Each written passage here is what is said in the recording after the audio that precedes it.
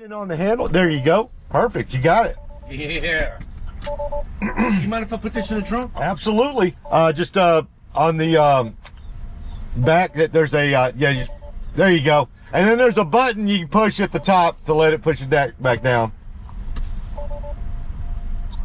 Oh, yeah, I see it. There's a button. Yep. It should. There you go. Yes, sir. All right, and we are going to Webster. Yes, sir. All right, let's do it. It's the first time I've been in a Tesla. This is the first time? Yes, sir. Awesome. Oh, this is badass here. Oh, let me had that entered in twice. We don't need it twice. All right. Have you ever experienced full self-driving? No. No. See that today too. Check that out. Oh, that's pretty cool there. Oh, that's insane. Stops for the person walking across. You see that? that? I read it. Yeah. That's insane, dude. Even the seatbelt feels like it's lighter. That's funny. That's insane. It's literally doing it by itself. All of it. Yeah. All of it. My wife was looking at a Tesla. What's Oh, the is she? Model 3? That's what this is right here. Yeah, So this is the Tesla Model 3 long-range all-wheel drive. Let's see. We got a little bit of cross traffic here in the Walmart parking lot. Let's see how we do getting out of here. I should go behind this guy, and there we go. We pick our spot. Not bad. And man, I'll lie, there's a lot of people at the Walmart today. Yeah, Good Lord. it is seriously doing it by itself. That's crazy. Yep. It should. Now, fingers crossed. And again, that's why I'm here. I'm supervising. But we should be able to get all the way to your destination in Webster without me ever once touching the steering wheel or my feet touching the accelerator or the brake. Oh, wow. Yep. Oh, I see you got the shirt and the hat on, too, and everything. Yeah, look at it. He's fully invested, guy. He's fully invested. You're like, look at this Elon fanboy. Yeah, Holy crap. Fully invested, man. Holy. Yeah, actually. No, I've always liked Tesla. Yeah, I retired, not from Tesla, but I just retired like 6 months ago. I'll be 56 this year. And so just kind of reached that age for me where, yeah, I've in the last couple of years, I've really become like a Tesla enthusiast and stuff. Yeah. And just it pretty much all things Elon. And so one of the things, you know, telling somebody about full self-driving, and they're like, wait a second, I'm pretty well invested in Tesla too. That's kind of my, but I was telling one of my friends about it, and he was like, wait a second, you really love Tesla, you got a car with full self-driving, you tell me about it all the time, you won't shut up. Like, go do Uber and show people how good it is. And he was sold. like, I'm not lying. I'm gonna have to tell her she's not gonna believe me. Yeah, he was like, you live in a part of the country, you know, I'm southeast town. I'm from Beaumont, but I live in Kingwood, you know, our area. I just left oh, did you? Job out there. So you know, it's literally, most people have never been in a Tesla. Like most of the people I've had, since I started doing Uber, I've had a little bit over 100 riders. Yeah. I've probably had 5 that have been in a Tesla before. And even those 5, it was like multiple years ago. Like I really have not. My wife's best friend has a Tesla. I just never been in her car whatsoever. I've been in a Tesla, like at showcases and all like that. Yeah. You know what I mean? Dealership, but I've never been in one and drove in one. Ever. And now you're not only in a Tesla, you're basically, this is the highest level in artificial intelligence technology. Look at this. This shit's crazy. I like that. It's taking care, so it's not just that, it's taking care of the speed. So just so you know, there's 3 modes, and the reason I'm going to tell you this is I'm going to let you tell me what you're most comfortable with. There's 3 modes to full self-drive. There's hurry mode, normal, and chill. Okay. I usually keep it on hurry because I'm trying to get to... I saw that right when you said that, it said hurry. I was like, I bet that's a mode. Yeah. That'll get you to where you're going the fastest at all possible. And I'm fine with that because, I mean, obviously, being a supervisor, you know, I'm still liable for everything, so Yeah. I could get ticketed, but I'm willing to do. Now, I may have a rider who, excuse me, even though you're not liable for a ticket or anything like that, some riders are like, well, I don't mind being in a robot, but can you bring are you okay with hurry, or do you want me to take it up? Hey, this is cool. This whole experience for me. I'm loving it. I'm liking the LED lights, everything. Yeah, you got the ambient light bar. That's pretty cool there. Changes lights. My computer does that. I got a Sioux Satellite Road, little handheld computer thing. And then on the full self-drive visual, they've got a choice between, you got like the Rainbow Road. I don't know if I can switch it up in, let me see if I can, I know where that's at. So I can take it off of Rainbow Road. No, that's cool. And then it's got just the blue. So most people like the Rainbow Road. Yeah, Rainbow's cool. I like the Rainbow Road. Yeah. Well, I'm like, yeah, I got the Rainbow. But I got the Rainbow Road. Man, it's 2025. It's 2025, man. Man, Let live and let live. Said, that's what my dad's favorite look. To live and let live. Man. That's right. That's right. Live and let live, man. So what you doing on? So tell me to shut up. You want me to shut up? No, you good. So you going home or you? Yeah, I'm going home. Okay. I went to the dealership to go pick up my truck because it's in the shop. I just wouldn't have made it in time. Gotcha. I did order an Uber before, and like the person was stagnant for like 20 minutes. The time never like moved, and I'm like, what the hell is going on? You know what? In these little towns out here, yeah, because of the way that Uber has the geography sectioned off, yeah, it gets really like inside the city of Houston. Yeah. Like if you're inside the Beltway, you can get an Uber in 5 minutes. Oh yeah. I saw you coming over from Dayton too. Yeah. So I'm actually from Kingwood. I'm from Kingwood. Oh yeah. So I did a couple of rides in the Kingwood, Atascocita, Humble area. Yeah, yeah. And then, how did I get out to Dayton? I think I had a rider that needed to go. That's it. She needed to go to Crosby. So I went from Atascocita to Crosby. And then when I was in Crosby, I noticed somebody needs something in Dayton. And you know, you can just make like those trips, I can make it in 10 minutes. Yeah, yeah. And so when I did a couple of trips in Crosby, and then I was like, all right, might as well go on to Dayton. And that I was hoping I would get one like you. I was like, man, if I get one for Beaumont, that's my hometown. I am not going to Beaumont though, because I'll never get back. When I first moved to Texas, I moved to Beaumont. Oh, really? Yeah, about 8 years ago, I moved to Beaumont for about 6 months. I was doing a project out there. Then I moved to downtown Houston. And yeah, I've been here since then for about 8 years now. I never went back. You moved to downtown Houston? Yeah, downtown. Oh my God. I'm from a town like Beaumont, but in Pennsylvania. You know what I mean? Yeah. I never lived in a city like that. I want the city experience. You know, so I moved freaking downtown. How'd you like that? Oh, I love this shit. Yeah.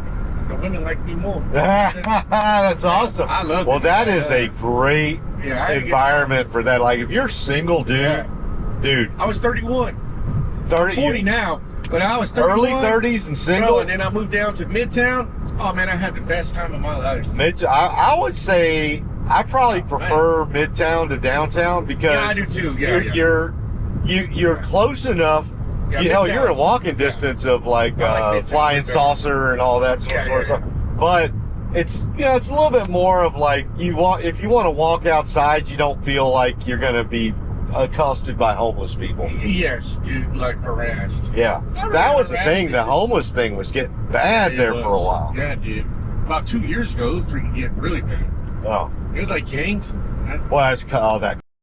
They're cleaned up now, pretty much. That's what I've heard. I mean, I retired maybe about a month ago, 3 weeks ago. That's a lot better. I didn't see none. I ain't lying to you. I don't even think I saw one, which is not normal. And what time of year was it?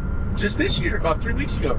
So not too cold. Like it was like it would be normal weather for the homeless to be. Wow. Usually right there by that parking lot shoot, man, that underground restaurants that are underground right there. You know that big old parking lot, right by Oh, I know what you're talking about, like Market Square Garage. Yeah. That whole Market Square area. Yes. That you can go. It's like an underground garage, but there's like a little park on top. Stuff like that. Yeah, I know what you're talking about. It used to be Bovine and Barley was the bar that was downtown. That's my favorite. Bovine and Barley's good. Then you've got now it's off the record. Some other Texas Legal or Texas. Yeah. That was used to a be good my one. favorite bar, man. Bovine and Barley. Flying Saucer isn't too bad, although Flying Saucer's kind of big. Yeah. There's a lot of good, like, I will tell you this. So I moved to Houston from Beaumont back in the mid-90s. And when I first moved to Houston, dude, downtown sucked. I mean, it sucked. It was 5 times as many homeless, but nothing else. Like, there was no, like, now you got the Astros ballpark, you got Toyota Center, you got NRG is literally, a couple miles away. Yeah. You got all sorts of bars and apartment buildings and nightlife, everything. Like, downtown Houston is actually really, really nice now. In 1996, man, downtown Houston, if you, like, got off, like, people would come downtown to work. But after about 7 p.m., when the lights started going down, it was just a crack-infested whorehouse of a flea bag. I mean, it was hotels by the hour. I mean, I'll tell you this, I'm really glad they did this, but a lot of those brand new, really, really nice apartment buildings they have in Houston, the same place where that is, that used to be like one of those pay by the hour type of hotels. Yeah. A lot of those places. I mean, I think they just knocked the whole things down. You know what I'm talking about? Yeah, I definitely do. Like, just not that, like, there's pay by the hour, like the Ramada Inn type of places by the Hotel Palace. But I'm talking about, like, it gets to a level even worse when it's those downtown high-rise pay by the hour. They were bad, and it was like it was just. And then all of a sudden, the first thing they did, and ironically, the company that started it was Enron. So the company that started the revitalization of downtown Houston was ironically Enron, and they did a lot for it. So they were the ones that helped build the Astros ballpark. It used to be Enron Field, and so that kind of started it. And then once you had that ballpark, everything else started getting built up around it, and then it just became like a butterfly effect. No, I definitely am a fan of Midtown. Yeah. Now I live in Webster. I like Webster. Right across the street from the Bay Brook Mall. Yeah, Webster's great. I love it, dude. Everything is literally right there. You're by you're not far from Galveston, so you're not far from the ocean. You're right on 45. You're by the lake. You got the lake over there. Or I call it a lake. Kima. I want to go downtown, dude. I'm like 20-minute drive. You're 20 minutes. It's actually one of the better parts. I mean, the only bad part I've ever heard from my friend, like, I go down there a lot just because, obviously Galveston and when my kids were young, Kima and Seabrook and all that.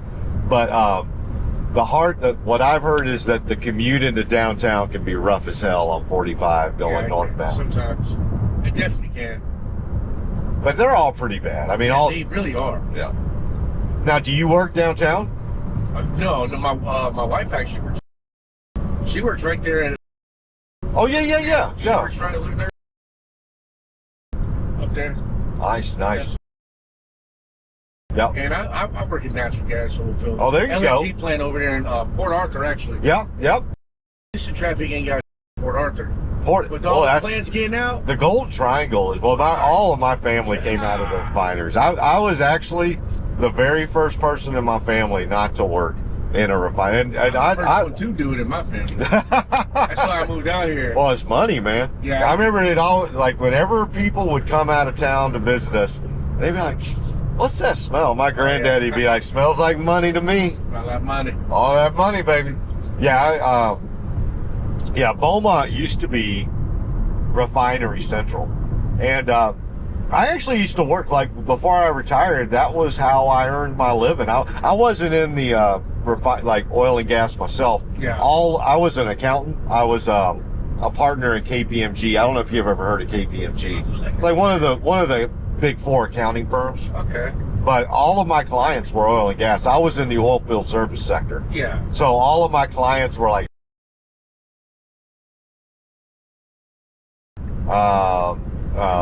God. Back before he got acquired.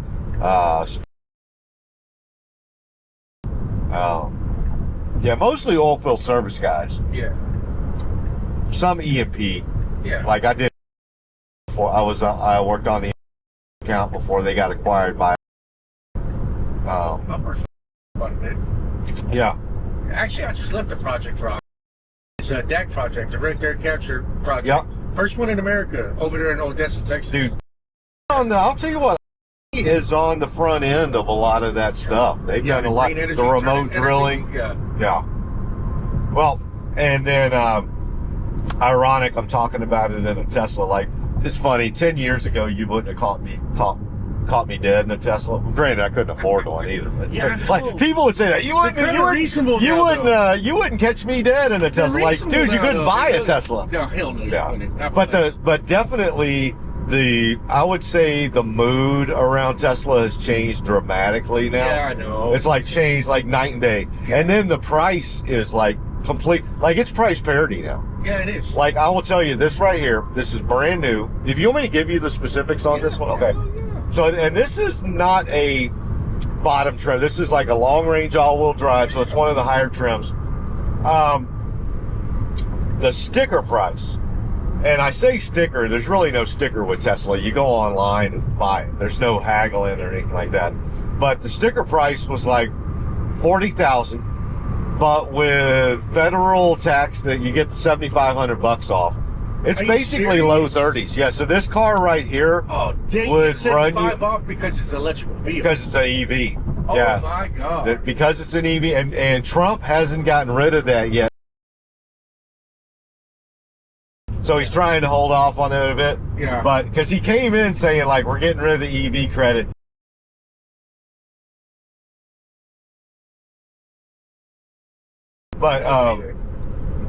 But yeah, so you still got the EV tax credit. This car right here, all like cash out of hand. That EV tax credit's taken care of point of sale. It's not like you have to go get that at tax time. That's at the point of sale. So this would be like $32,500. That's insane. Brand new. And you get like the full self. Yeah, you. So I'm like 10 grand off. Dude, I promise you 10 years ago this. Oh. 50s. Well, 10 years ago, this didn't exist. No. So they only had the Model S and I think they had the Model Still S. high. But those would have been about $150K. And the Roadster, which was like $200,000. Yeah, ain't no one. But I will tell you this. This car right here, the Model 3, 3 years ago, was going for like $70,000 to $80,000. Competition, huh? Yeah. Until the sun just went down. Yeah, that's pretty cool. So what it was is the COVID thing, the supply chain. What's that? About 450 is the range on this thing? A little bit less than so. If 75? 0 to 100, I get about 370 miles on this one. That's pretty good. That's average. I'm gonna tell you what. I've been doing Uber in it. I'll put it like, when people ask me like, well, how good's the range on it? It's like, well, I do Uber for, generally speaking, at least 4 to 6 hours a day, sometimes 8. And I want to try to bump that up a bit. And I've got a home charger at home. Yeah. I went ahead and investigated a home charger. I get home, I'd never have to charge publicly. Oh. Hopefully they're not coming for me. Oh, no. Let me get over for him, though. Well, I didn't even have to do that. So technically, we're not going to get all the way back without me touching the steering wheel. Yeah. But I didn't know what that police officer wanted. So there was room for him to like go. Yeah, there was definitely. And so, you know what? You just know, once you put on those flashing lights, like, I don't play with that. Yeah. So just make sure. We'll do your thing. Yep. So, well, we didn't get it without me never touching the steering wheel. Oh, but I didn't intervene. I didn't have to take over. Yeah, man. So how you digging it so far? Dude, I'm soaked, man. I swear to God, I'm gonna tell my wife to get one. You know what I always tell people is, and I told this to one of my buddies, and I was on that account for so long. I never thought it was up to this level like this. It's really good. I always thought like Tesla's cool because I've always liked Tesla, and I always liked the name of Tesla and actually the story behind and just the technology, Tesla, and everything like that. You know, the whole spill. Yeah. But man, this is something else. It really is. Look at this damn thing driving itself. Yep. It's literally like not just driving itself. Literally, other than me just discretionarily saying, I don't know if that cop's trying to get around me or get over here. Yeah. So I haven't even touched anything. This thing is wild. Yeah.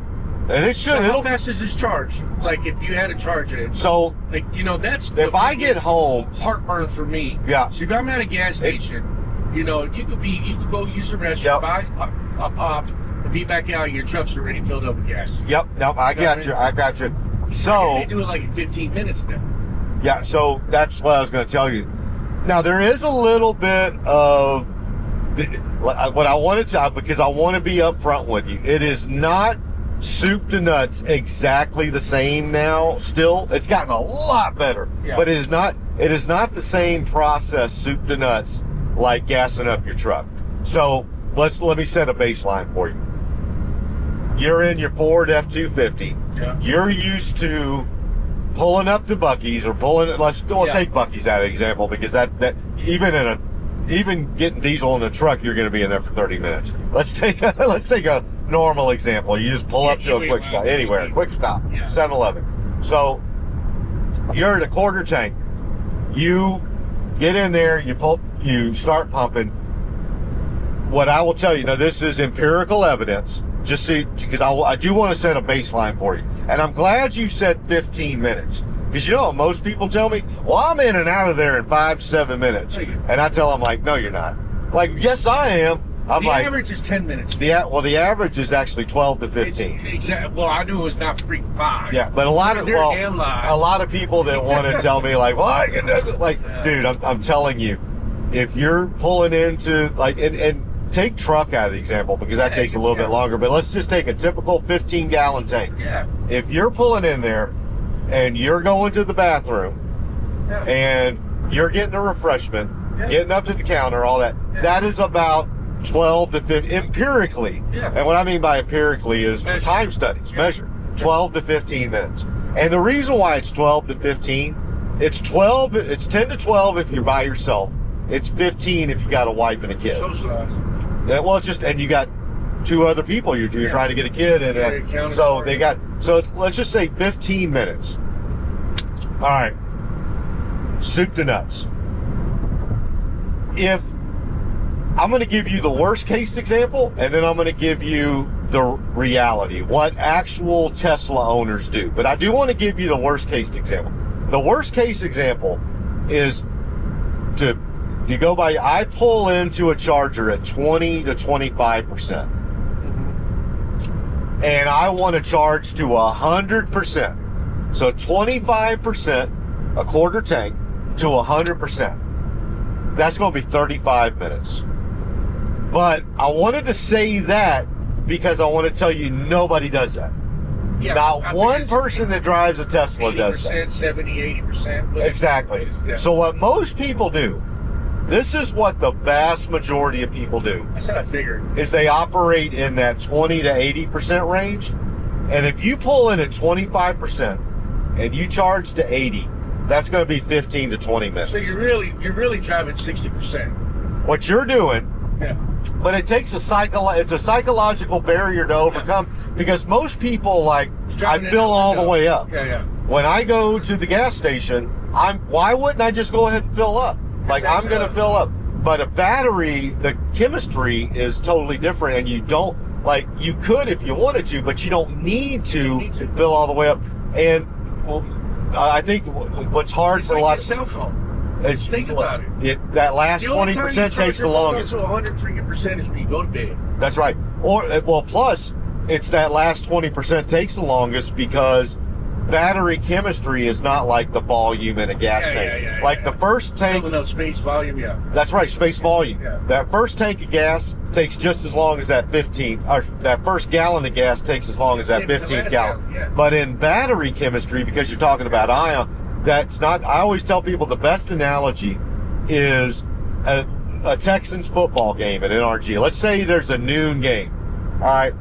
Well, if there's a noon game at NRG, how hard is it going to be for you to find a parking spot at 8 a.m. at NRG? Not hard at all, right? But what if you got there at 11:58? You're going to probably be driving around for a while finding a parking spot, right? Make sure I'm good. All right. Gotta get over. Oh, I think we're good, right? Yeah. Okay. But that's the best analogy I can give to somebody. That's the way battery chemistry works. Is that the first ions in there go quick. So when you plug in at 20%, you get to 50%, 50, 60%. So that's why I was going to tell you, most folks don't even go to 80. When I'm on a road trip, I actually stay within 20 to 60. Okay. And I'm willing to stop every 2 to 2.5 hours. Yeah, get that's out what I do. Even when I take a gas. Right, because 20 to 60, legs. I can get to 20 to 60 in about 8 minutes, 8 to 10 minutes. And so, unless I'm going to get out and go eat something, I'll actually stay in that 20 to 60 range. Now, if my wife and I want to go get something to eat, like actually, go into McDonald's or something like that, then I'm just going to go ahead and charge up to 80 or whatever. But if I go between 20 to 60, that 60% is going to get me, close to a couple hundred miles. Well, that's like, 2.5 hours of driving. And I'm going to tell you the truth, dude. I know a lot of guys will tell me, well, I'm going to be on the road. Like I want to go 5-6 hours straight. Well, I'm going to tell you what, dude. You must have a better bladder than me at the age of 56, because at the 3 to 4 hour mark, 3 hours, man. At the 3 to 4, for me at my age, I'm pretty much every 3 hours, 4 hours max. Like I can't go awake. Obviously, I like stretch. I like walking, taking my time, using the restroom. Right. Stretch your leg, get your blood flow again. Exactly. Because you don't get fatigued. Because you do get fatigued, right? Right. So what I would tell you is, with a Tesla, I can't speak to any other EV, and I'm going to tell you honestly, I would not suggest getting any other EV. And I'm not paid by Tesla, any of that. I'm an investor in Tesla, but I am not. I get nothing from them. I get paid by. But what I would tell you is, I would not get another EV. The other EVs suck. They just do. Like if Tesla didn't exist, I would still be in my Chevy Silverado. No, like I tell people this was straight. If the company Tesla did not exist, I would still be in my Chevy Silverado 1500 package. I would not. It's just the other ones just suck. Yeah, I was a Chevy guy. I'm a Ram guy. Oh, there you go. My brother-in-law's Dodge Ram. Oh yeah.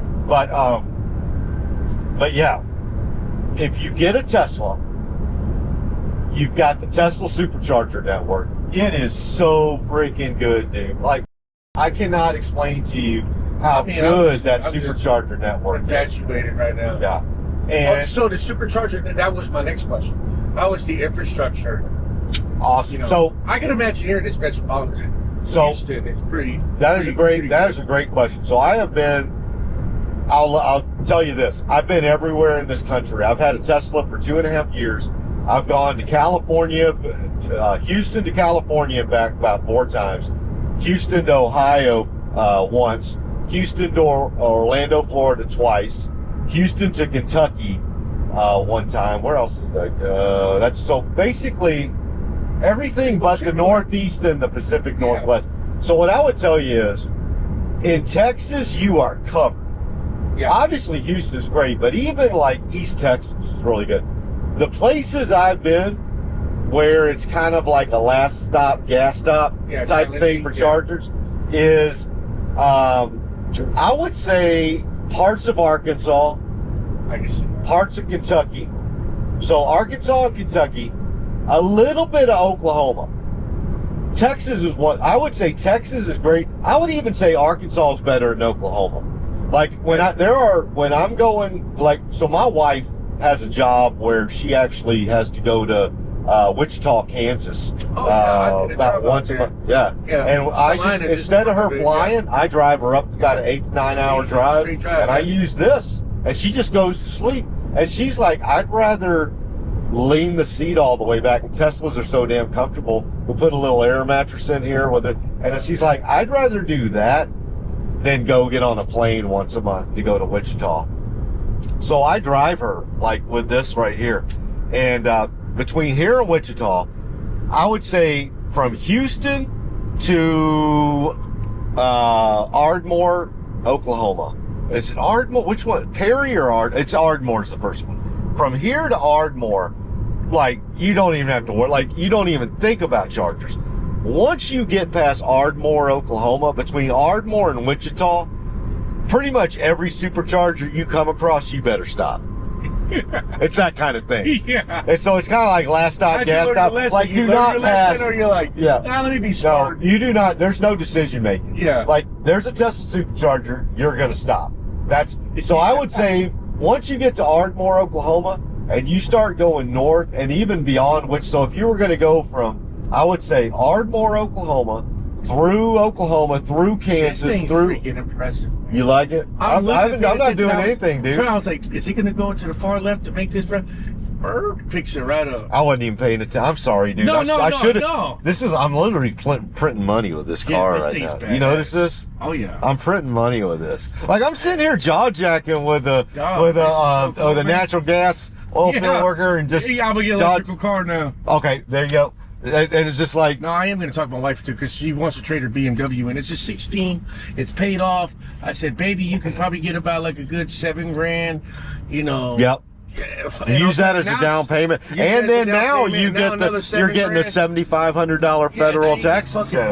14.5. Come on, man. You're basically getting $15,000 off just because you're getting a Tesla. That's like 20 grand for a freaking. And you wouldn't get that, like, trading that in for another Beamer or Mercedes or. No, not at all. Dude, I'm telling you, dude. She needs to get a. The other thing I was going to tell you is I can give you a referral code when we get done with the trip here. Yeah. That referral code, it changes from time to time. Whenever no pressure. Yeah. Whenever she gets interested, from time to time, I don't know what it is right now, but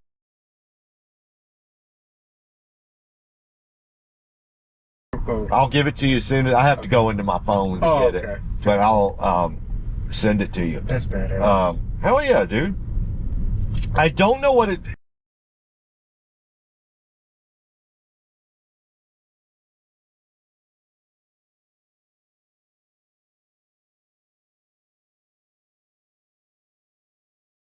Flipping all over the place, but.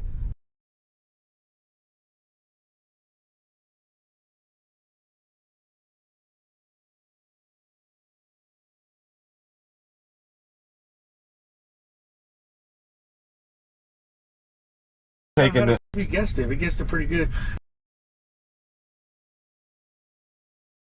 Literally, I'm looking at my living room windows right there.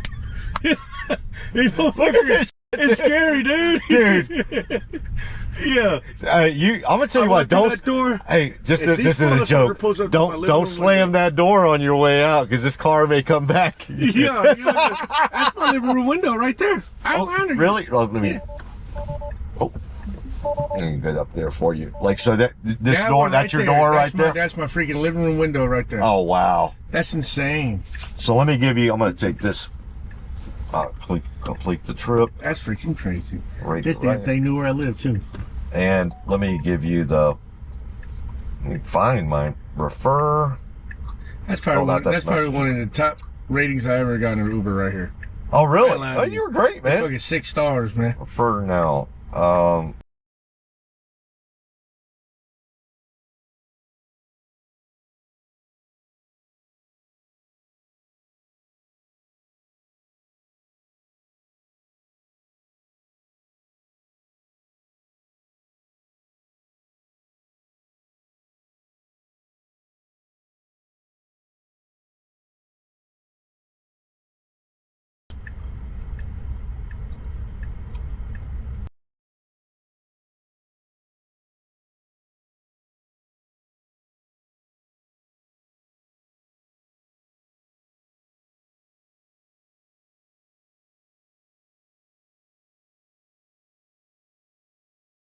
There we go. And so whenever, no pushing, just whenever she does get interested, that will save her additional money. So right now, you get whatever your trade-in is for the down payment. You still get $7,500 because it's EV, and then use that referral, and you'll get some more money off of it. Okay. Yes, sir. Hell yeah. I can figure out what the doorknob is. Okay, top, put on no doorknob. Yeah, button, push down on it, and then push the door out at the same time.